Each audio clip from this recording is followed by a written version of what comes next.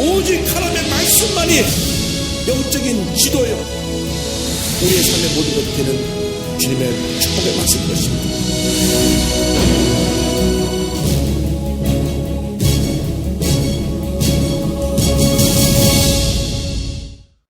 히브리서 11장 전체가 믿음장인데 1절로 4절의 말씀을 본문으로 해서 믿음의 역사란 제목으로 이번 주일, 다음 주일 믿음에 대해서 말씀드립니다. 왜냐하면 이 믿음이 우리 일생을 이끌고 가기 때문에, 그래서 믿음이 가장 우리 신앙생활에 중요하기 때문에 오늘 여러분에게 믿음에 대해서 말씀을 드리는 것입니다. 우리가 예수를 믿고 난 다음 한평생 살아가는 동안 가장 중요한 것은 믿음의 사람으로 사는 것입니다. 그래서 제가 그 믿음의 모습을 절대 긍정, 절대 감사라고 표현했습니다. 한번 따라하세요. 절대 긍정, 절대 감사의 믿음. 믿음 있는 사람만이 하나님의 위대한 역사를 이룰 수가 있습니다. 절대 긍정의 믿음을 가진 사람만이 하나님의 큰 일을 감당할 수 있게 되는 것입니다. 무슨 일을 만나도 절대 감사할 수 있는 사람이 하나님께 영광을 돌리게 되고 모든 일이 합력하여 선을 이루게 되는 놀라운 기적을 체험하게 되는 것입니다. 성경을 보면 하나님께서는 단 한 번도 믿음이 없는 사람과 함께 일하신 적이 없습니다. 단 한 번도 원망과 불평을 이사하는 사람하고 일하신 적이 없습니다. 단 한 번도 부정적인 사람, 늘 비판적인 사람, 늘 문제만 일으키는 사람하고 일하신 적이 없습니다. 하나님께서는 가진 것이 없어도, 배운 것이 없어도, 좀 부족해도 하나님 기뻐하는 믿음을 가진 사람과 함께 일하셨다는 사실을 잊지 말게 되기를 바랍니다.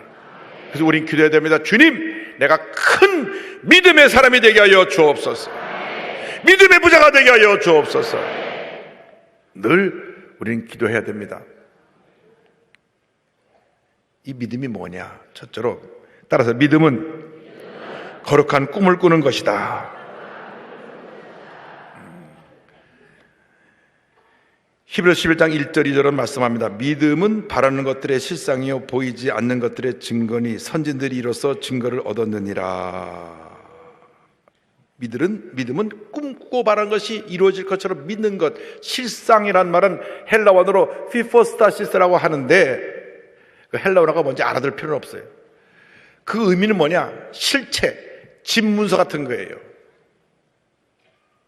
내가 그 집에 살고 있어도 집문서가 내 이름으로 안 했으면 내 집 아니잖아요.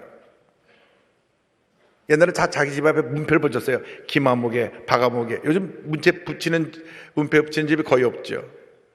그러니까 믿음이 뭐냐? 집문서 같은 거, 은행 통장 같은 거. 은행 통장에 1,000만 원이라고 찍혀 있으면 1,000만 원 있는 거예요. 은행 가서 내 1,000만 원 보여주세요 할 필요가 없어요. 왜? 그렇게 찍혀 있으니까. 그러니까 믿음은 뭐냐? 앞으로 되어질 일들이 이미 그렇게 되어진 것을 확실하게 믿는 것. 집문서를 갖고 있는 것처럼, 은행 통장 갖고 있는 것처럼 확실히 믿는 것이, 그것이 믿음이다. 아직 된 건 아무것도 없는데 내가 꿈꾸고 바란 것이 이미 이루어진 것처럼 믿고 그렇게 행동하고 그렇게 사는 것이 바로 믿음입니다.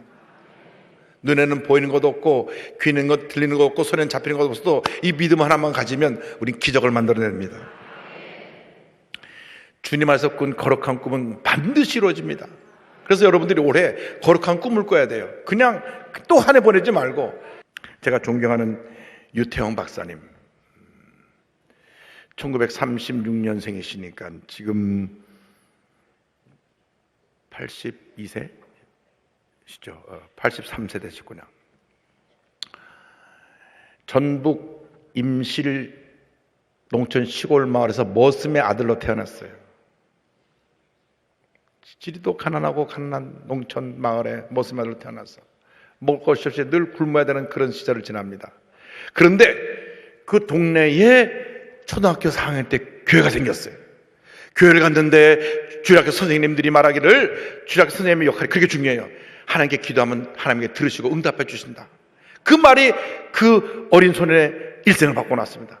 우리의 기도를 들으시고 나의 기도를 들으시고 하나님 믿습니다. 꿈이 있습니다. 내가 앞으로 농촌 지도자가 돼서 이리 가난에 콜벗고 있는 우리 민족의 미래를 바꾸기를 원합니다. 농촌 지도자가 되기를 원합니다. 날마다 눈물로 기도합니다. 얼마나 가난했는지 초등학교 갈 수 있는 능력도 없었어요. 그 당시엔 초등학교가 무상교육이 아니니까.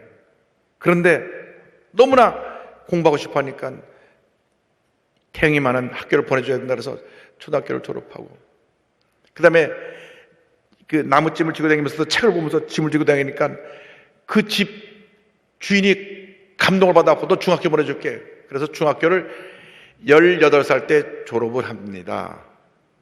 남들은 고등학교 다 졸업할 때 중학교를 졸업하고, 공부하겠다는 꿈을 잃지 않고 서울에 와서 구두 닦기,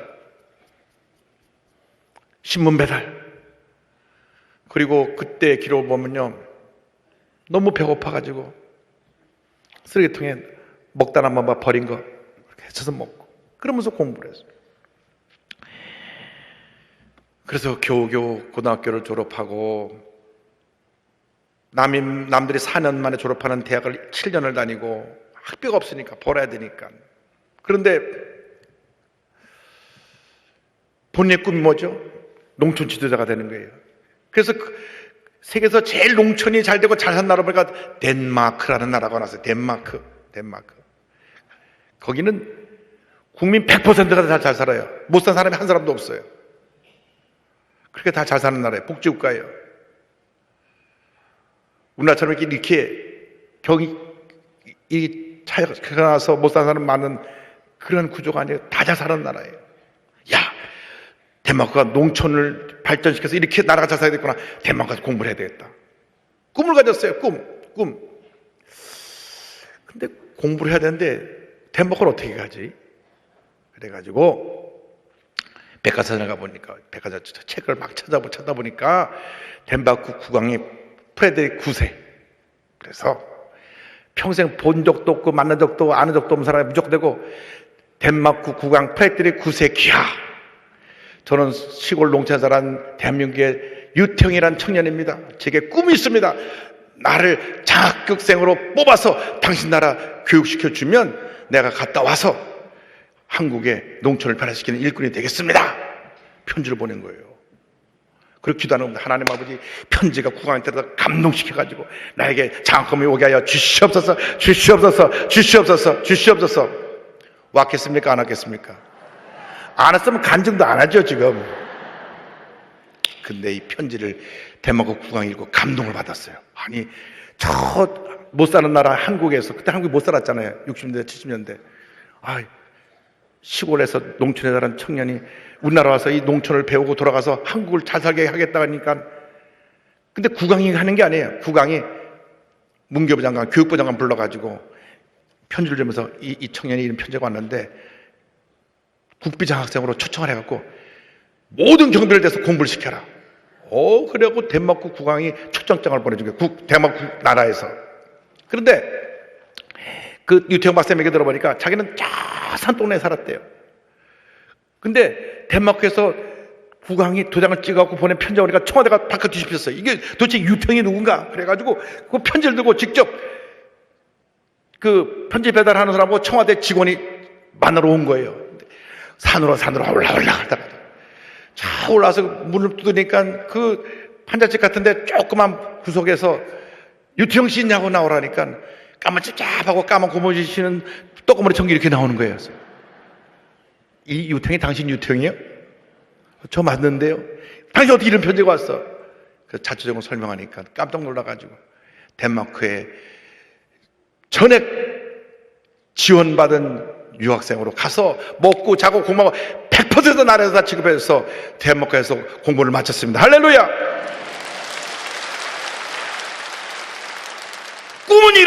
꿈은 이루어지는 거예요. 수많은 시골 농촌의 청년들이 있었지만 다 꿈을 갖지 않았지만 유태형 청년은 예수 믿고 꿈을 가졌기 때문에 꿈이 이루어진 것입니다. 거기서 멈추지 않았어요.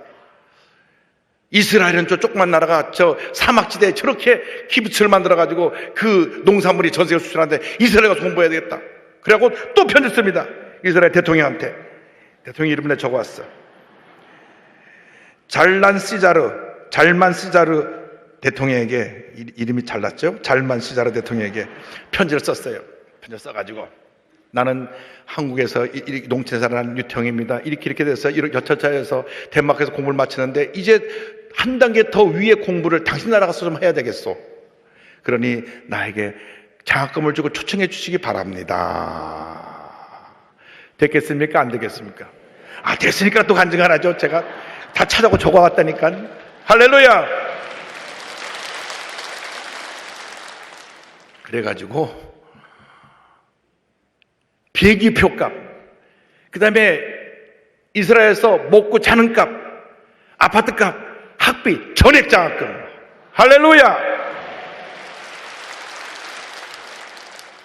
박사가 돼갖고 한국에 들어와서 시작한 것이 새마을 운동입니다. 건국대학교 부총장으로 계시다가 은퇴하시고 지금 농촌 청소년 미래 대표 이사장 재단의 이사장으로 지금도 농촌 청소년을 위한 그 재단의 이사장으로 헌신하고 계십니다. 저건 오랫동안 가깝게 지내면서 저를 늘 뒤에서 격려해주고 사랑해주는 우리 장로님이신데 소망교회 장로님이세요. 그런데 이 장로님이 이렇게 위대한 하나님의 인물이 된 것은 꿈, 그냥 꿈이 아니라 따라서 거룩한 꿈, 하나님의 영광을 위한 거룩한 꿈. 이 꿈을 꿔야 돼요. 꿈을 꿔야 돼요. 근데 꿈을 꾸고 가만히 있으면 안 되고 꿈을 꾸고 부지런히 움직여야 돼요. 부지런히 움직여야 돼요. 덴마크 가고요. 덴마크 말을 석 달 만에 뛴 거예요. 석 달 만에. 아이고 쉬운 게 아니에요. 이렇게 눈만 깜짝거리고 보고 계신데 제가요 코트디부아라 가갖고 불란서 말로 인사하느라고 얼마나 막 몸부림 쳤는데요. 짧게 하는 것도 무슨 말이가 하면 그게 쉽지 않다 그게. 근데 어쨌든 이 유태형 박사님은 덴마크 말을 석 달 만에 마스터해갖고 거기서 석사 공부를 마치고 나와가지고 이렇게 지금 이스라엘 가서 박사 받고 와서 한국에서 큰 역사를 일으킨 하나님의 일꾼이 되었고 새마을 운동은 전 세계에서 지금도 배우러 옵니다. 그냥 이름 그대로 새마을 운동으로 배워갖고 갑니다. 여러분 꿈을 가지면 기적이 일어난다니까요. 그래서 거룩한 꿈을 꿔야 된다. 어린이날이 가기 전에 여러분 수첩을 꺼내놓고 다 거룩한 꿈을 적으시기를 바랍니다.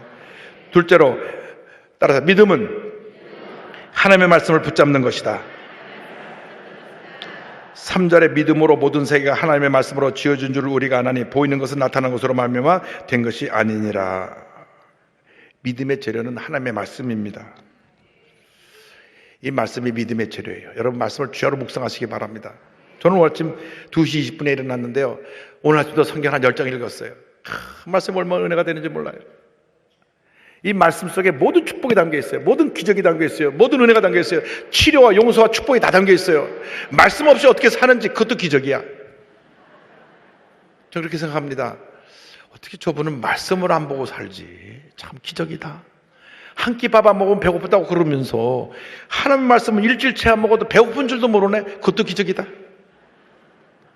어떻게 저분은 주일 예배를 밥 먹듯이 빠져가면서 어떻게 예수 믿는다고 그러지? 그것도 기적이다. 여러분 올해는 큰 믿음의 사람이 되기 위해서 말씀과 동의하는 한 해가 되기를 바랍니다. 말씀을 통해서 우리가 믿음이 무엇인가를 배워야 되고 믿음의 사람들의 삶을 닮아가게 되는 것입니다. 요셉이 그렇게 14년 동안 믿음을 갖고 하나님이 함께 하셔서 기적을 체험했구나. 배우는 겁니다. 아브라함이 75세 때 오직 말씀만 붙잡고 가서 이렇게 믿음의 조상이 되었구나. 아브라함이 말씀만 따라갔거든요. 그래서 믿음의 기초는 하나님의 말씀이다. 말씀을 여러분 읽어야 됩니다. 또 이렇게 필사 성경을 사서 열심히 성경을 쓰기도 하고 또 말씀을 외워야 돼요. 외워야 돼요. 제가 올해 결심한 것은 이제 해외 성회가 많기 때문에 이제 영어 성경 구절을 많이 외우려고 그래요. 많이 외워가지고 다른 말씀 하겠는데 영어 성경 할 때는 영어 구절을 봐야 되니까 영어 구절 성경을 해서 이제 10편 23편부터 외우기 시작했습니다. The Lord is my shepherd, I shall not want. 이렇게 막 외우는 거예요. 외워갖고 자꾸 프랙티스하는 거예요. 연습하고 또 연습하고 해서 내 것으로 만드는 거예요. 그래야 우리가 어디 가서 주님을 하더라도 쓰임받을 수가 있는데 여러분들이 그냥 가만히 있으면 안 돼요. 말씀을 달달달 외워갖고 여러분 것으로 만들어서 기적을 만들어내시길 바랍니다. 누가 복 있는 사람이냐? 시편 1편 2절에 야의 율법을 즐거워하여 그의 율법을 죄하러 묵상하는도다. 이분이 복 있는 사람입니다. 시편 119편은 176절로 되어 있는데 전체가 하나님의 말씀에 대한 것이에요. 176번 말씀에 대한 강조가 나오는데 105절 이런 말씀이 있습니다. 주의 말씀은 내 발의 등이요 내 길의 빛이니이다. 길이 바로 돼야 돼. 길. 예? 노래를 부를 때도 길이 바로 돼야 된다. 이렇게 노래를 부르는 길이 있다고. 여러분이 의사가 되면 의사가 되는 길이 있는 거예요. 그게 아무거나 그냥 아무 길로 가도 되는 게 아니에요. 그 길을 가야 돼요. 노래를 부를 때도 그 바른 길로 노래를 부르고 가야 되는 거예요. 이 말씀을 우리가 자꾸 읽고 묵상하면 어떤 역사가 나느냐? 히브리서 4장 10절에 하나님 말씀은 살아있고 활력이 있어. 옛날 성경은 운동력이 있어. 좌의 날선 어떤 것보다도 예리하여 혼과 영감이 관절과 고소를 찔러 쪼기까지 한다 말씀했습니다. 그래서 올해는 말씀 중심. 할렐루야. 철저하게 믿음의 사람이 되기 위해서 말씀의 사람으로 살아가는 여러분 되기를 바랍니다. 말씀. 제 친구 아버님이 현성초 목사님이십니다. 제 중학교 때 같은 반에 있었거든요. 다윗 아버님이 성초 목사님이신데 저한테 늘 얘기해요. 우리 아버지가 집에 남겨놓은 가보는 성경책 3권이야. 하도 읽었고 여기가 다 달았어요. 읽었는데 성경책을 천독하셨대. 천독. 백독도 아니고 천독. 그래서 내가 궁금했어요. 아니 수학적으로 계산하면 천독을 읽으려면 도대체 1년에 365번인데 하루에 한 번씩 읽어도 1년에 365번인데 어떻게 우리가 하루에 한 번을 이걸 어떻게 무슨 죄가 하루에 한 번 읽어요? 우리 속도로 하루에 3장 4장 읽어서 1년에 한 번 읽거든요. 그래서 물어봤어요. 아니 다윗아 어떻게 네 아버지가 1000번 읽었니? 그랬더니 감옥에 6개월 동안 계신 동안에 가장 성경을 보셨다. 하루 종일 성경을 보면 성경을 며칠 만에 볼까요?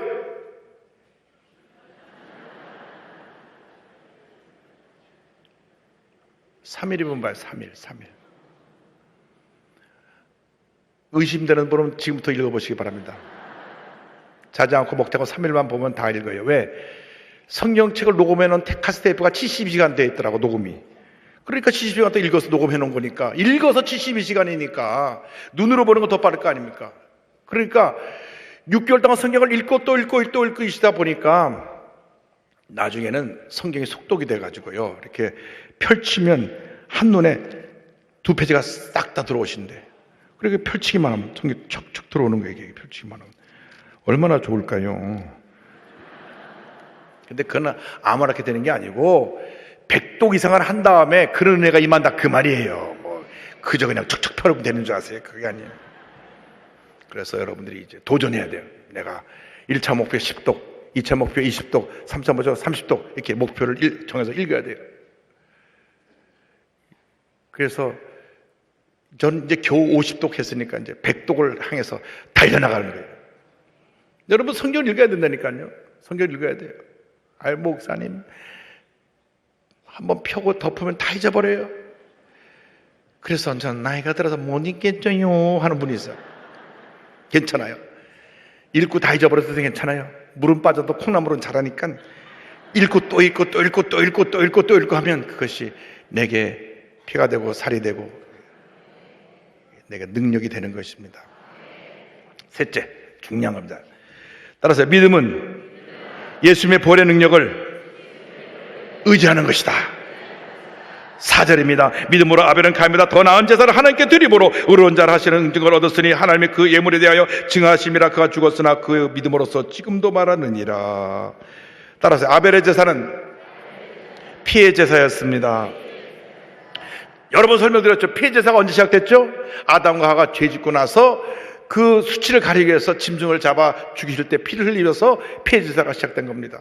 구약 4천년은 피의 제사입니다.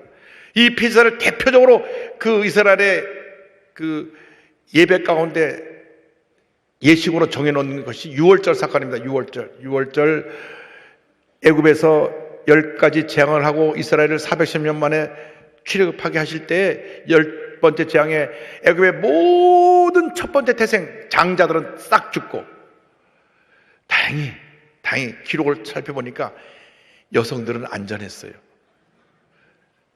그 혈통이 있는 그 남자 첫째는 다 죽었어요. 짐승도 숫양, 숫소, 수점선 다 죽었어요.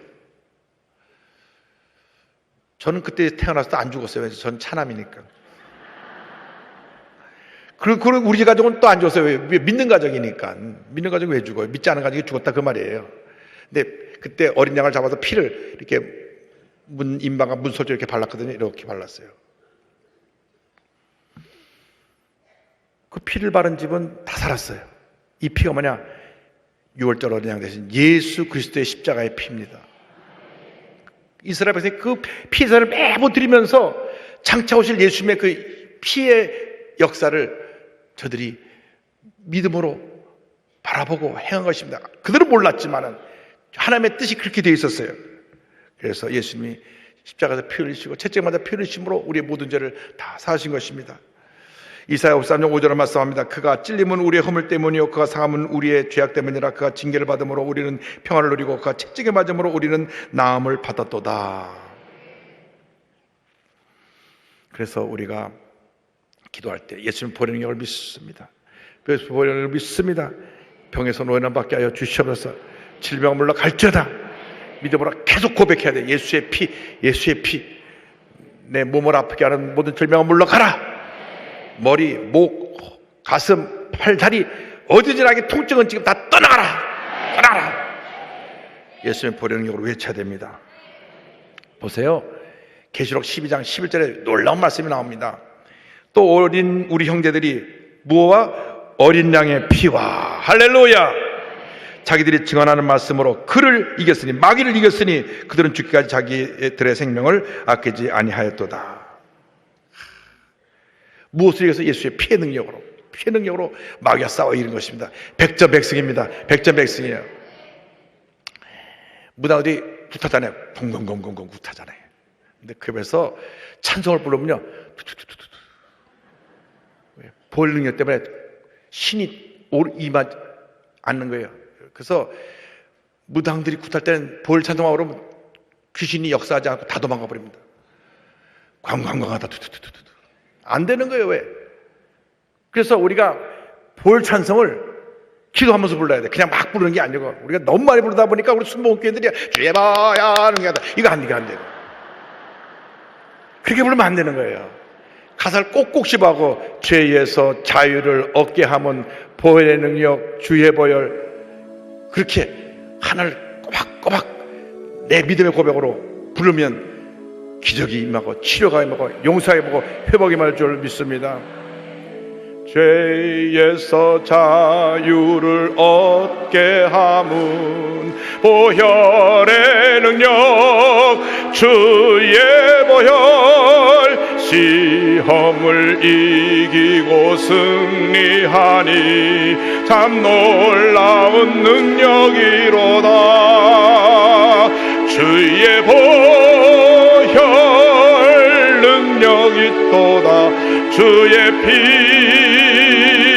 믿어 주의 보혈 그 어린 양의 매우 귀중한 피로다. 주의 보혈 능력 있도다. 주의 피 믿어 주의 보혈 그 어린 양의 매우 귀중한 피로다. 기도하겠습니다. 사랑과 은혜와 자비와 원하신 하나님 아버지, 믿음의 역사를 깨우치심을 감사합니다. 거룩한 꿈을 꾸고 말씀 붙잡고 보혜의 능력을 의지할 때 올해는 위대한 하나님의 해, 축복의 해가 될 줄로 믿습니다. 우리 모두가 믿음의 사람들이 되어서 날마다 기적을 체험하며 살게 하여 주옵소서. 예수님의 이름으로 기도 올리옵나이다. 아멘.